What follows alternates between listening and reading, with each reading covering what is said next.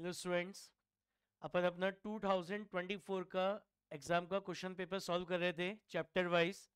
तो आज अपन स्टार्ट कर रहे हैं जो आपके 2024 में जो आपका मेन एग्जाम हुआ था, उसमें जो आपका चैप्टर है अकाउंटिंग रेशियो। तो अकाउंटिंग रेशियो का ये जो चैप्टर है, इसमें से 2024 मेन एग्जाम में से कौन कौन से क्वेश्चन आए थे वो आज अपन यहाँ पर डिस्कस कर रहे हैं। तो चलिए स्टार्ट करते हैं accounting ratio paper 2024 main exam. तो देखिए क्वेश्चन नंबर 1 कह रहा है डेजेजेस is also known as acid test ratio. कह रहा है इन चार में से कौन सा रेशियो है जिसको एसिड टेस्ट रेशियो बोला जाता है। तो करंट रेशियो को नहीं बोला जाता, क्विक रेशियो। तो क्विक रेशियो का ही दूसरा नाम क्या होता है? एसिड टेस्ट रेशियो होता है। ग्रॉस प्रॉफिट रेशियो का नहीं होता, रिटर्न ऑन इन्वेस्टमेंट रेशियो का नहीं होता। तो जो ये क्विक रेशियो है, इसी का दूसरा नाम क्या होता है? Acid test ratio.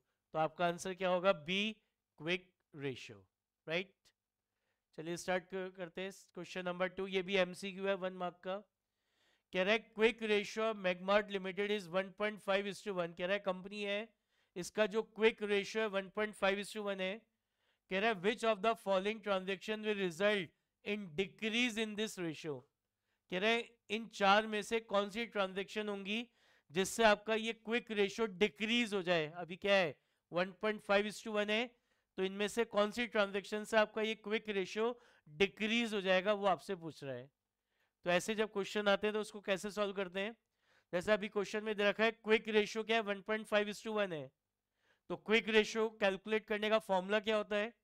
Quick ratio calculate करने का फॉर्मूला होता है quick assets upon current liability. Quick assets upon current liability.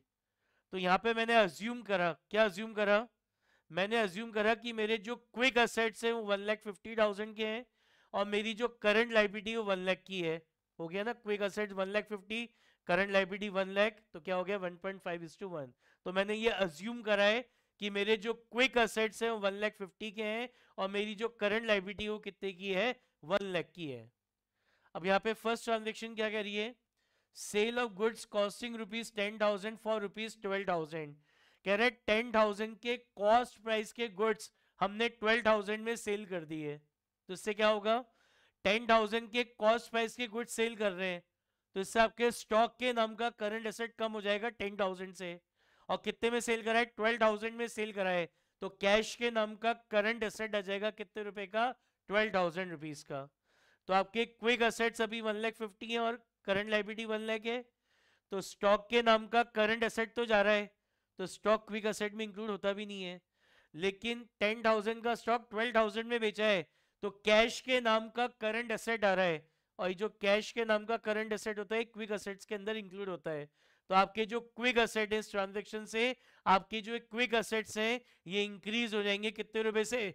12,000 rupees से। और इस ट्रांजेक्शन से आपकी करंट लाइबिलिटी पे कोई फर्क नहीं पड़ेगा। करंट लाइबिलिटी सेम उतनी रहेगी कितने की? 1 लाख की।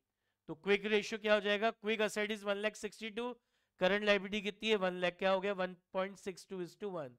तो पहले रेशियो 1.5 था, इस ट्रांजेक्शन से रेशियो क्या हो गया? 1.62:1 हो गया, मतलब इंक्रीज हो गया है।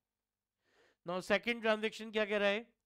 Cash collected from trade receivable is 41,000। कि हमने हमारे जो ट्रेड रिसीवेबल्स हैं, हमारे जो डेटर्स हैं, उनसे कैश कलेक्ट करा कितने रुपए का? 41,000 रुपीज का।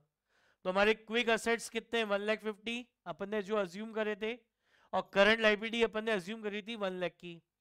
अब ट्रेड रिसीवेबल से 41,000 का कलेक्शन हो रहा है, तो इससे एक तो आपके ट्रेड रिसीवेबल्स कम हो जाएंगे 41,000 से, और ट्रेड रिसीवेबल से हमें कैश मिलेगा। तो कैश के नाम का करंट एसेट इंक्रीज हो जाएगा कितने से? 41,000 से। तो कैश के नाम का करंट एसेट आ गया 41,000, तो क्विक एसेट 41,000 से इंक्रीज हो जाएंगे।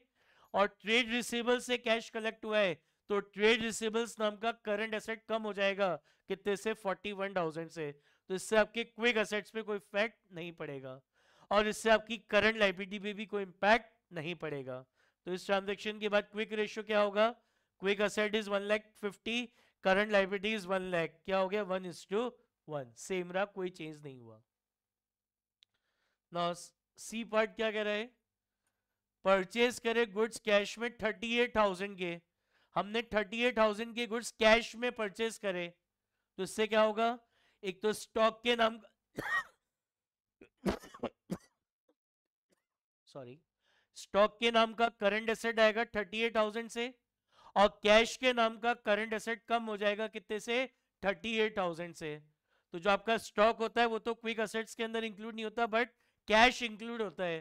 तो आपका कैश कम हो रहा है, कैश डिक्रीज हो रहा है कितने से, 38,000 से। गुड्स खरीदे तो स्टॉक के नाम का करंट एसेट तो इंक्रीज हुआ, और कैश के नाम का करंट एसेट कम हो गया।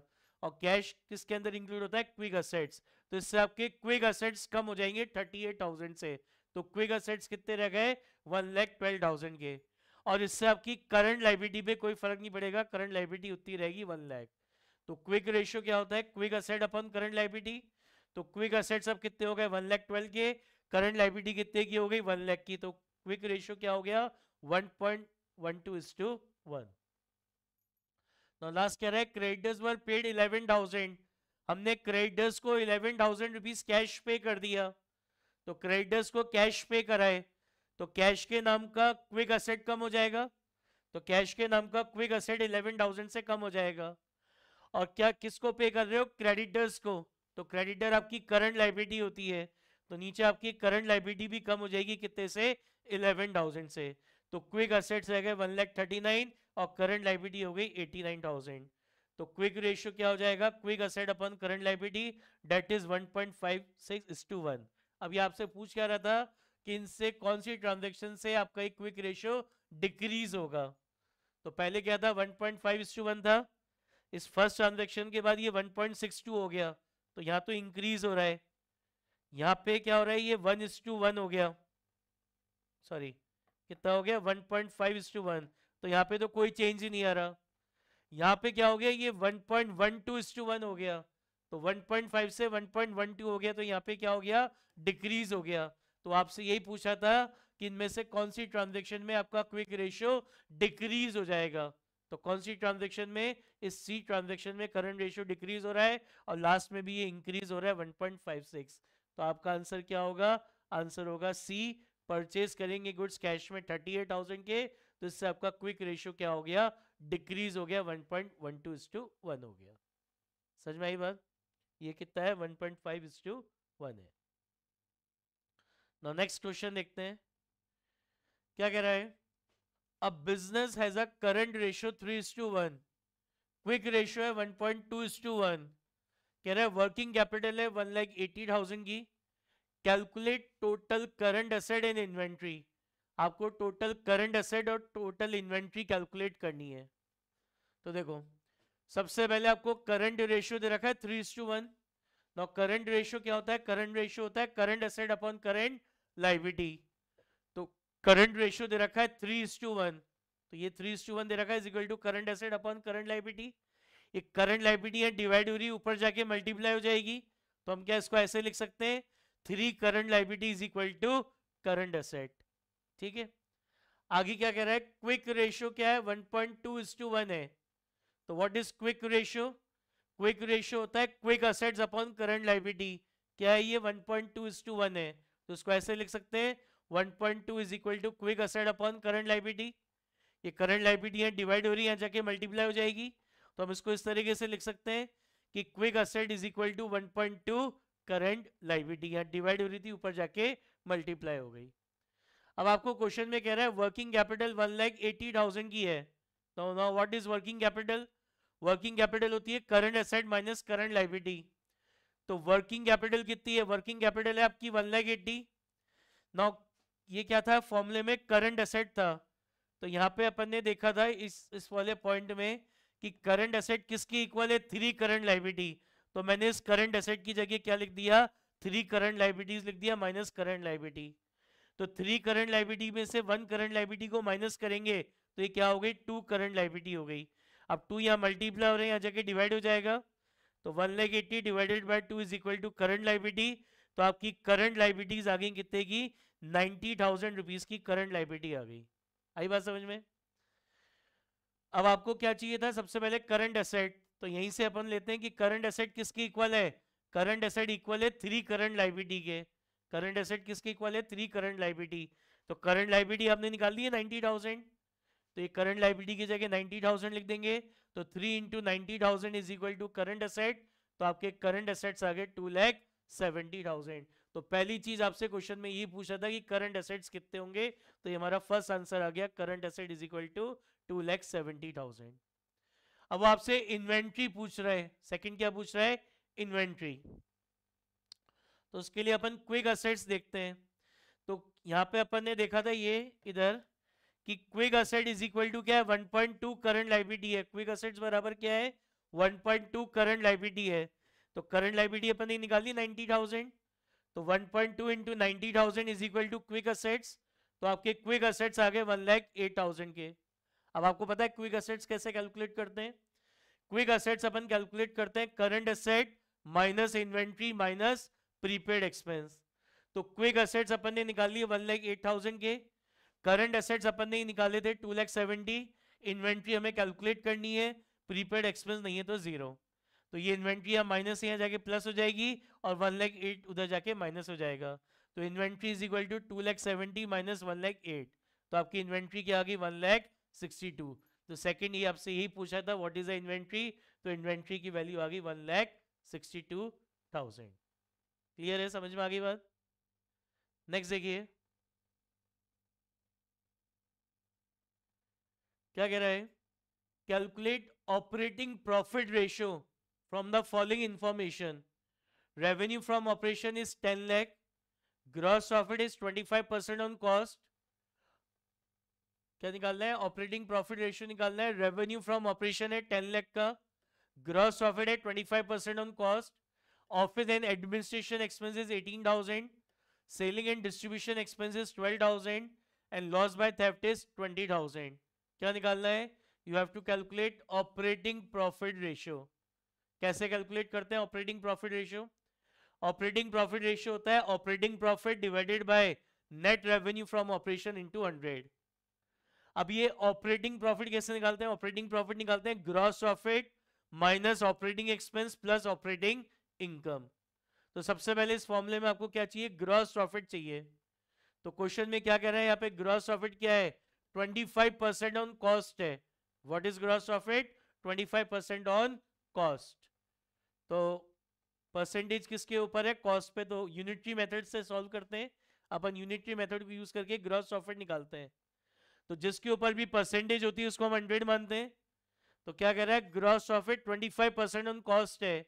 तो मैंने माना मेरा जो cost of revenue from operation है वो 100 है, तो इस कॉस्ट का 25% आपका प्रॉफिट है, ग्रॉस प्रॉफिट है। तो 100 में कॉस्ट में प्रॉफिट ऐड करते हैं तो क्या आ जाएगा, रेवेन्यू फ्रॉम ऑपरेशन। तो रेवेन्यू फ्रॉम ऑपरेशन आ गया 125। अब क्वेश्चन में आपको ये रेवेन्यू फ्रॉम ऑपरेशन गिवन है 10 लाख का, और आपको इस फॉर्मूले के लिए क्या चाहिए, आपको ये निकालना है, क्या निकालना है, ग्रॉस प्रॉफिट निकालना है। क्या निकालना है, ग्रॉस प्रॉफिट। तो यूनिटरी मेथड यूज करते हैं। जब आपका रेवेन्यू फ्रॉम ऑपरेशन 125 है तो ग्रॉस प्रॉफिट कितना है, ग्रॉस प्रॉफिट 25 है, ग्रॉस प्रॉफिट कितना है 25 है। अगर रेवेन्यू फ्रॉम ऑपरेशन अगर 1 होगा तो ग्रॉस प्रॉफिट क्या होगा, 25/125। और अगर रेवेन्यू फ्रॉम ऑपरेशन अगर 10 लाख है तो ये कितना हो जाएगा, 25/125 इंटू 10 लाख। तो आपका ग्रॉस प्रॉफिट आ गया कितने का, 2 लाख का। ग्रॉस प्रॉफिट आ गया कितने का, 2 लाख का। तो ग्रॉस प्रॉफिट 2 लाख आ गए। अब माइनस करने ऑपरेटिंग एक्सपेंस। तो ये जो ऑफिस और एडमिनिस्ट्रेशन एक्सपेंस है ये ऑपरेटिंग होता है, सेलिंग एंड डिस्ट्रीब्यूशन ये ऑपरेटिंग होता है, लॉस बाय थेफ्ट ये आपका नॉन ऑपरेटिंग एक्सपेंस होता है, ये आपका एक नॉन ऑपरेटिंग एक्सपेंस है। तो ये दोनों आपके क्या हो गए, ऑपरेटिंग एक्सपेंस हो गए कितने, 18 और 2। ऑपरेटिंग प्रॉफिट क्वेश्चन में ये आपकी operating income, sorry operating income question में दे नहीं रखी और कोई, तो आपका ऑपरेटिंग प्रॉफिट कितना हो गया 1,80,000। तो ऑपरेटिंग प्रॉफिट आ गया 1,80,000, रेवेन्यू फ्रॉम ऑपरेशन दे रखा था 10 लाख इंटू 100, तो ये आ गया आपका कितना 18%। कितना आ गया 18%। समझ में आई बात। चलिए एक और क्वेश्चन देखिए, ये 3 मार्क्स का आया था। कह रहा है average inventory of AB limited is 1 lakh. Average inventory 1 lakh की है, inventory turnover ratio is 6 times. कह रहा है calculate the amount of revenue from operation if goods sold at a profit of 25% on revenue from operation. कह रहा है आपकी average inventory 1 lakh है, inventory turnover ratio is 6 times. Calculate the revenue from operation if goods are sold at a profit of 25%. कि goods कैसे sold करें eight a profit of 25% on revenue from operation. क्या calculate करवा रहा है? Revenue from operation calculate करवा रहा है. तो क्वेश्चन में सबसे पहले आपको ये इन्वेंट्री टर्नओवर रेशियो दे रखा है 6 टाइम्स. पता है आपको इन्वेंट्री टर्नओवर रेशियो क्या होता है? इन्वेंट्री टर्नओवर रेशियो होता है cost of revenue from operation divided by average inventory. तो क्वेश्चन में इन्वेंट्री टर्नओवर रेशियो 6 दे रखा है और एवरेज इन्वेंट्री आपको 1 लाख की दे रखी है. इन्वेंट्री टर्नओवर रेशियो गिवन है 6, एवरेज इन्वेंट्री कितनी है 1 लाख है, कॉस्ट नहीं पता. तो 1 लाख को यहाँ डिवाइड हो रहा है, जाके मल्टीप्लाई होगा. तो cost of revenue from operation कितना आ जाएगा आपका 6 lakh. Cost of revenue from operation कितना आ गया 6 लाख. अब क्वेश्चन में क्या करा है? गुड्स को कैसे सोल्ड करा है? Eight a profit of 25% on revenue from operation. 25% of revenue from operation. तो इसको यूज करके अपन क्या निकालेंगे? रेवेन्यू फ्रॉम ऑपरेशन निकाल लेंगे. कॉस्ट अपन पता लग गई. कैसे? Unitary method. अब यहाँ पे परसेंटेज किसका है? 25% है रेवेन्यू फ्रॉम ऑपरेशन का. तो जिसके ऊपर भी परसेंटेज होता है उसको हम 100 मानते हैं. तो मैंने माना मेरा रेवेन्यू फ्रॉम ऑपरेशन 100 होगा. इस 100 का 25% क्या है? ग्रॉस प्रॉफिट है. तो रेवेन्यू फ्रॉम ऑपरेशन में से जब ग्रॉस प्रॉफिट माइनस कर देते हैं तो क्या कहलाता है आपका? Cost of revenue from operation. तो क्वेश्चन में अपन ने ये cost of revenue from operation calculate कर लिया है और हमें क्या निकालना है? रेवेन्यू फ्रॉम ऑपरेशन निकालना है. कैसे निकालेंगे? यूनिटरी मेथड से. कि जब cost of revenue from operation आपका 75 है तो रेवेन्यू फ्रॉम ऑपरेशन कितना है? 100.